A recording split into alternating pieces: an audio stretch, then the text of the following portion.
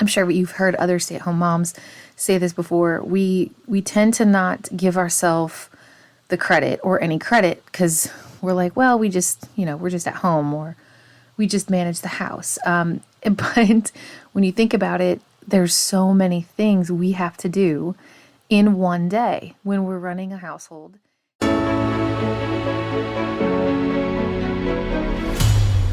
Welcome to Reps and Redemption, a podcast for moms who want to prioritize their health and build strength from the inside out. Hey there, mama. I know you long to find the joy in all the things homemaking and motherhood while showing your kids that you don't have to give up on yourself, your goals, or your desired quiet time with Jesus just to be a good mom. I'm your host, Ashley Harvey, former college athlete, wife, homeschooling, faith-filled homemaker, mom of 4, nutrition and strength training coach. If you're ready to take control of your health, lose fat, build muscle, and faith, you're in the right place. Grab that iced coffee and let's dive in. Hey there, welcome back to Reps and Redemption. I am so glad you're here. We are in a new month, a new week. I love starting the week on Monday, and I use a lot of Sunday afternoons and evenings for planning. And this month in particular, I really want to talk about self-care and how we can love this life as a stay-at-home mom, as a homemaker, and make the time to take care of our health and our one and only body. So this episode might be for you if you want to be more present with your children. You always want to be able and available to connect with your husband and have fun in your marriage, go deeper with God, and just be healthy, have energy, and enjoy the season that you are in. And I mean, let's be totally on the same level playing field here. This life is crazy sometimes. I'm pretty sure we can all agree on that. There is no secret formula, so I don't want to pretend that I have all the answers for you, but I do think I have learned a few things along the way that may help you. So today, what I want to talk to you about is those things that I've learned along the way. And I think it's really important to really determine, which we're going to visit in a few minutes, our why into our health and why it is important, and to stop looking at it like it's selfish. So I really want to cover that topic today too. But a couple of the things that I want to talk about first is, since this month, I really want to focus on self-care, mainly because it's a new month. It's May, which in May we have Mother's Day. And although you can listen to this episode at any time throughout the year, and I've learned that when it comes to homemaking, I used to consider myself, or just say like, yeah, I'm a stay-at-home mom, or wham, there's nothing wrong with this, of course. But I realized I was just scratching the surface of what my role, or multiple roles, right, truly entailed. When you're homemaking, you're taking care of your house, the children, connecting with your spouse. Maybe you're learning how to sew. Maybe you're learning how to make homemade sauerkraut like I have these past few months. There's a big difference. And I realized that I was selling myself short in the sense of when people asked me what I did, I would say, oh, I'm just a stay-at-home mom.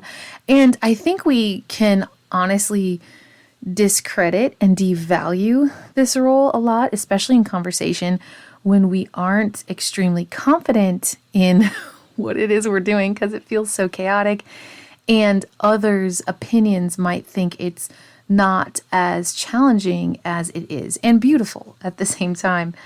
This is extremely important to just realize that there is so much purpose and can be very a pleasure-filled role, because you get to do these things that some people, I believe, and I know some women would dream to stay at home with their kids. And if you don't, that's okay.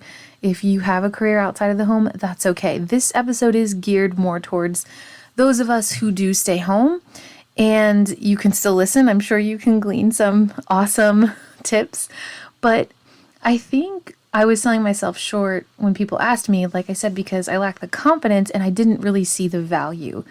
I didn't really feel like I was adding, since I wasn't adding to the family, financially speaking, which I think, I'm sure you've heard other stay-at-home moms say this before. We tend to not give ourselves the credit or any credit because we're like, well, we just, we're just at home, or we just manage the house. But when you think about it, there's so many things we have to do in one day when we're running a household and we're taking care of our incredible blessings. So I'm going to give you a rule. Number one, stop selling yourself short. I think this will help you along the way find more joy in the art and process of being a stay-at-home mom and a homemaker. When you talk down about what you do, or you speak down about the roles that God has placed you in, we don't value them as much, and our gratitude is very limited or non-existent, and it becomes more hectic and more of a headache than an actual, like, wow, I get to do this. I don't have to do this, but I get to. And I've learned to love homemaking. And I have another tip for you when it comes to homemaking. So you don't absolutely have to love the laundry. You don't have to love cleaning the toilet. I mean, come on. But there is something to be said for the gratitude of those things as well as other things. For example, like one of my least favorite chores is laundry. And honestly, cleaning the toilet. I don't really enjoy those, but I've learned to love them through gratitude. And sometimes what that looks like is, I will think about my trip to Guatemala and think about how they didn't have toilets or running water, and thank the Lord for what I do have and that I actually get to clean it and I have supplies to clean it. As far as laundry, kind of the same thing. Like, I actually have laundry. We've been provided for, that my kids have multiple clothes and I don't have to do laundry every day. I need to do it every 3 to 5 days, depending on the week. And I am very blessed to have those things. And then also listening to a podcast while doing the laundry or house chores at the same time is really helpful, because you don't feel like you're in a rut or you're just like, oh, I got to get this done. You're enjoying the time that is, maybe you have, like me, I have a 5 and 1 year old that are younger, but if the 1-year-old is napping and we're done with school and I'm not doing any work, usually Monday I do a bunch of laundry, I can listen to her playing through one ear. It sounds like a lot, but we multitask, right? And I have one earbud in the other ear. And I'll pick usually shows that I am, prone to choosing are on the short side, like less than 30 minutes, just because that is my season. I love, there are shows that I listen to that are an hour to 2 hours long, but those take several days. So I'll either play that back, hop on where I left off, or I will listen to a shorter episode of something, kind of like this show. So I wanted to share that with you. It's kind of a little trick that I've learned, and maybe that's what you're doing right now. So more power to you, Mama. If you're doing some chores right now while you're listening to the show, I hope that I am encouraging you right now to have some gratitude and just really realize that we are indeed blessed to be able to have the things that we do have, whether a lot or a little. But on my list here is less is more. So the less stuff, the less plans, the less busyness, the less we have to clean up, the less we have to organize, the less we have to mess with. And I have learned that, having less for me, I have kind of a pack rat mentality, and I have learned over the years that, especially with having kids, I can't have all this stuff. I will get so overwhelmed.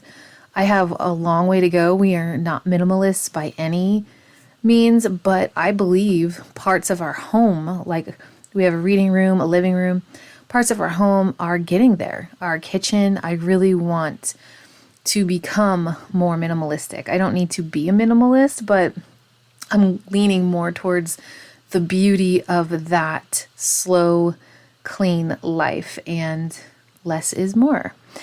One of the other tips I have for just learning to love the role of homemaking, like I said, like we're not going to love every chore. Some of them are, just so repetitive and monotonous. But the other one that I have learned actually this past year, is find something to do in regards to homemaking that you've wanted to learn. This has really been a game changer for me because I always just stuck with the laundry, the floors, the mopping, the cleaning, the kids stuff, the rooms, but I didn't really think about how I could help. Meal prepping is one thing for sure. So that would be somewhat of a bare bones, or maybe middle of the road goal to find something to learn how to do if you're not used to doing that. And we've been doing that for a while. So one thing I've always wanted to do is I've wanted to make my own bread. I like bread. I love bread. My kids like certain breads. I usually get like the 7 grain bread, and try to stay along like super small ingredient list, but even then. And I've always wanted to make it. It always intrigued me. I thought I could never do it. Asked a few people about it. They didn't really know much about it. But then YouTube is a really powerful thing. And so far I have made 8, because it yields 2, but 8 sourdough loaves of bread. And because I invested the time and the energy in reading about it and preparing it, now this has been a 3-month process, because it took almost 2 months for my sourdough starter to become mature enough to use to make the bread rise. Now, I am not a pro at this. I am still a newbie, but my last sourdough loaf was one of the best I've ever tasted, so I'm pretty proud of myself. There is nothing more satisfying than taking bread out of the oven that you made yourself. This is just something that I have learned, wanted to learn how to do. It's also considered a fermented food, and the gluten is broken down more. It's a healthier bread. My husband and I are O blood type, and we do a lot of the O blood type, I don't want to call it a diet, but way of eating. So we are more paleo, and if you're going to eat a bread, one of the suggestions by this doctor in the book is to have more fermented foods. But if you're going to have 7-grain bread or sourdough, those are the ones that are good. He also talks about cheese and things like that. But I've learned how to do this, and since then, because I created these cultures in this sourdough starter, I have made bagels from scratch. I have made pizza crusts. I'm trying to think of everything, pancakes, waffles, donuts, and I can still figure out the macros. I've done it for some of the things so my husband can have it because he tracks pretty closely. But it's just so gratifying making my own bread and then having my kids try things that I've made from scratch and not processed out of a bag.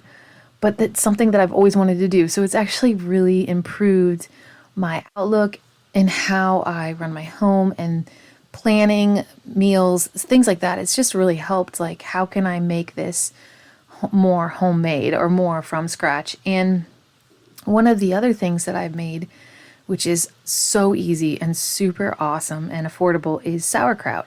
If you like it, and I've talked about it before on the show, it's really great for your digestive system. It has a ton of probiotics. It goes with pretty much everything. I mean, my 20-year-old daughter, she loves it, but not so much my 5-year-old and my 1-year-old, but we'll get there. You have to introduce things several times. So I just wanted to share those tips with how to love being a homemaker mom and finding time for your health. So when it comes to homemaking, just having more gratitude, find something to do in regards to homemaking that you've wanted to learn, and having less is actually more. So I wanted to share those pieces with you. But now to the bulk of what I wanted to share with you is how do we find time and how do we prioritize it? And let me tell you, I'm not an expert at this because I feel like I learn something new every day in regards to managing my time more wisely. But I have learned over the last few years, especially since I had my first baby, who is now 5, and then also my bonus daughter, who is now 20. I had her when she was 12.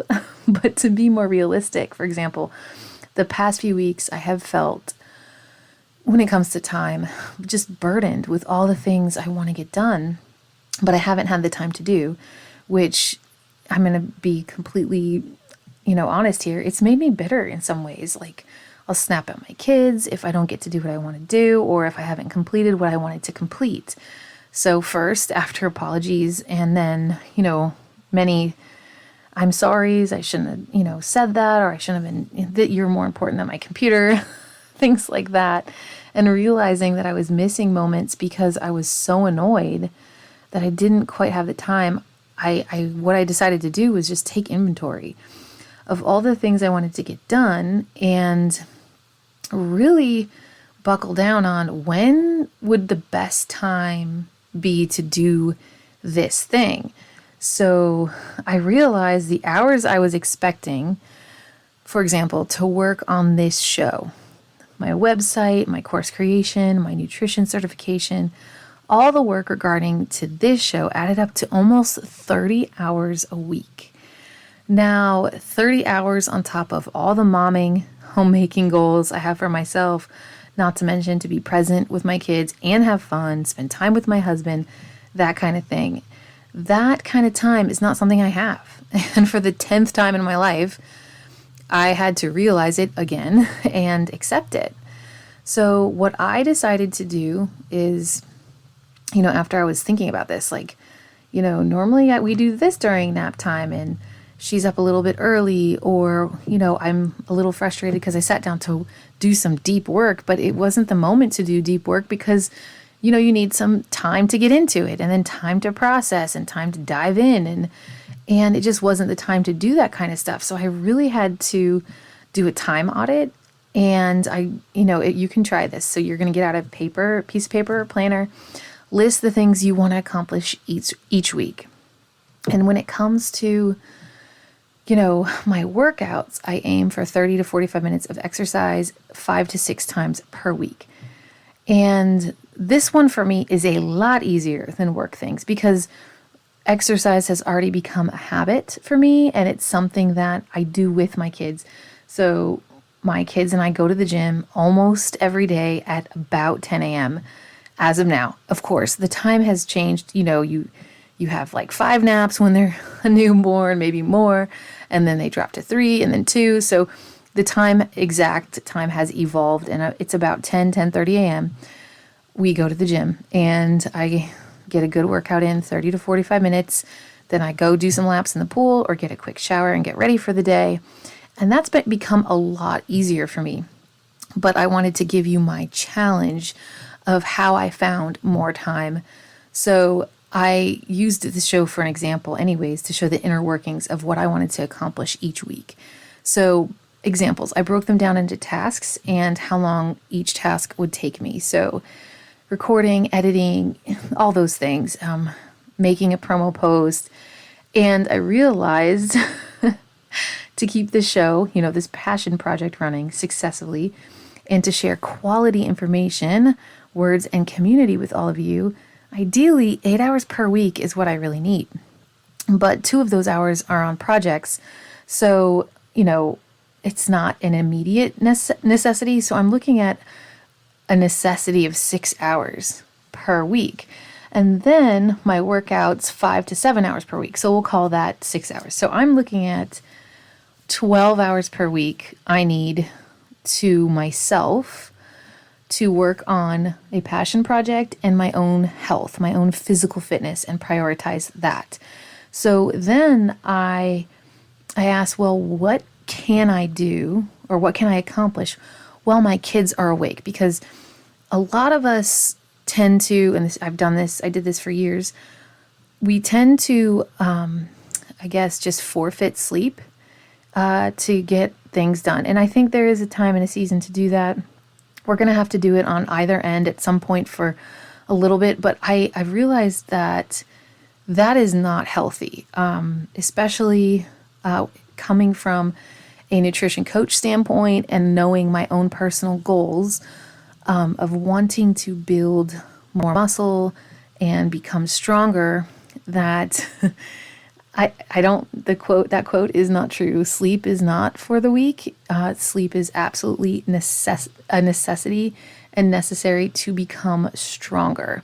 So I try to look at these goals and how to find more time for prioritizing my own physical fitness as to what can I do or accomplish while my kids are awake. So it's not something that is taking from, the 6 to 8 hours of sleep that I get at night, which is still sometimes broken up. And my 1-year-old is almost there. And we have nights of straight through sleep, and we have nights of she might need me or just a little pat on the butt for a minute or two. It's something very simple, but we're almost there. But here I am in the 3rd trimester with a little guy going to show up very soon, and I'm going to be there again with the continual, I don't want to call it sleepless nights because you can get sleep, but you just really have to focus on taking it when you can get it. So I don't recommend missing too much sleep. It's not going to aid in your health goals. It's only going to hinder them. So that's why I think doing this assessment, this time audit, so you can really see like, okay, maybe for you, it's not 30, 45-minute workout. Maybe for you, it's an hour or maybe an hour and a half, or maybe for you, it's 15 minutes in the living room while your kids are playing. You have to find where you can do these things and how you can do them successfully. So at the end of the day, when you tuck your kids in, our last little one goes to bed, honestly, kind of late, but that's homeschool life for us. And we run late, like run later in the day, but we usually walk out of our room around 9:30. So we want to be, and I know I want to be ready to retire for the evening, maybe read for a little bit, or, I've tried to work, and then I realized like being on the computer for another hour before bed, and then I'm not getting into bed till midnight, which I have done. I'm not going to lie. I'm not perfect at this.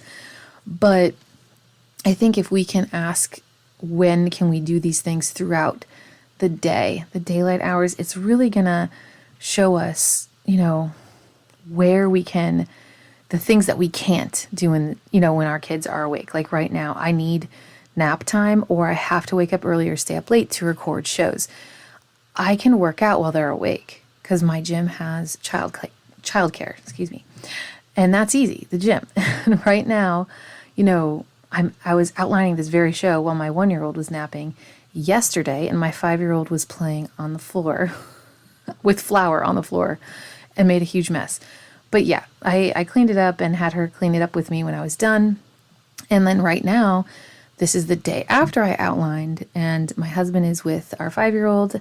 They're playing downstairs. My 1-year-old is sleeping. And I came to this realization that some of the things and some of the goals I want to have might be done in pieces. And when it comes to, taking care of your health and your body, you might get a good, body weight workout in 15 minutes or so in your living room. And then you can go for a walk later with the kids in the stroller. And it doesn't have to look like everyone else's or what, maybe you hoped, like I hoped for a 30-hour work week. That was crazy. I realized that was my dream time, but I wasn't being realistic with my current season or preparing well for the future of having a newborn very soon. And again, if you don't know, I have 2 young daughters and an adult daughter, and I'm currently entering the 3rd trimester with baby boy.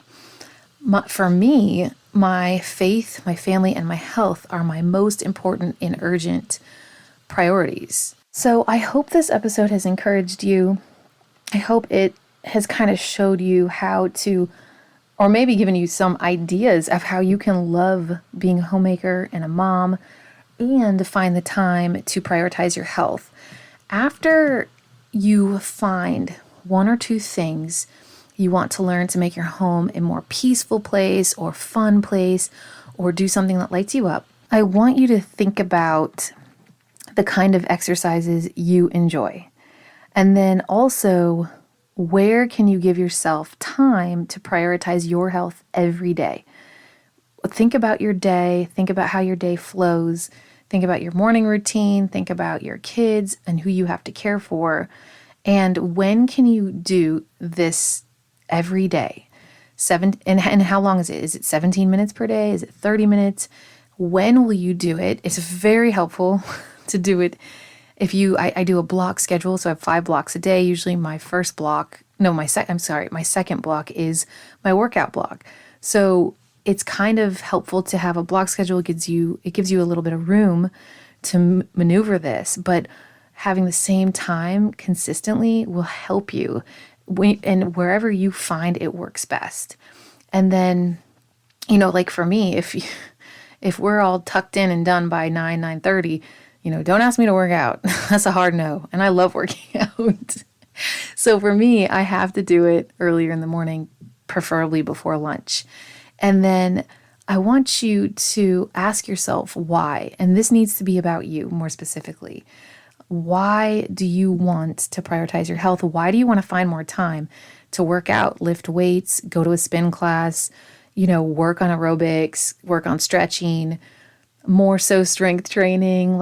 And how will you know you have achieved this? Is it a box you will check? Will you reward yourself, at the end of the day with a small piece of chocolate? What is your why and how will you know you've achieved this? And, I want you to remember that exercise is going to help you recover from stress. Yeah, we have all kinds of anxiety nowadays, and it just helps you release more endorphins. It has been known to cure mental and physical ailments.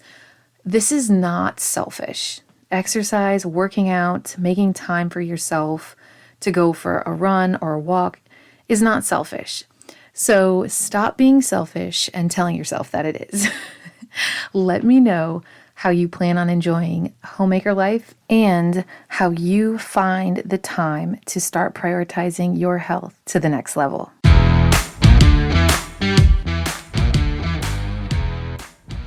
If this episode inspired you, will you share with a friend? I would be so grateful if you would leave a podcast review on your listening app of choice. Remember, the content provided in this podcast is for informational and educational purposes only and is not intended to be a substitute for professional medical advice, diagnosis, or treatment. Please seek the advice of your qualified healthcare provider with any questions you may have regarding a medical or health condition.